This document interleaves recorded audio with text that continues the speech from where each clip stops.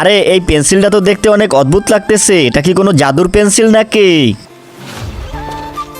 আরে তুই তো পরীক্ষায় ফেল করবি, এরকম আবিজাবি কি লিখতেছিস?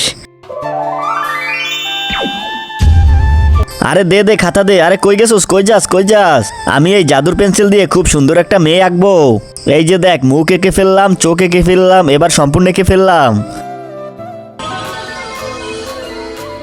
আরে ওয়াও, এ তো অনেক সুন্দর মেয়ে।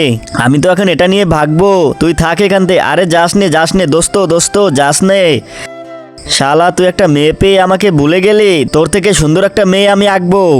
আরে এই তো এঁকে ফেললাম, আর অল্প একটু আছে, এই তো হয়ে গেছে। কিন্তু তার আগে যদি তুমি মেয়ে হও তাহলে লাইক করো, আর যদি তুমি ছেলে হও তাহলে লাইক করে সাবস্ক্রাইব করো, আর যদি তুমি কিছুই না করো তাহলে আমি বুঝে যাব তুমি অন্য কিছু, তাই তাড়াতাড়ি করো। হা হা হা হা হা হা হা হা হা হা। আরে তুমি তো রাক্ষস। ওরে বাপরে।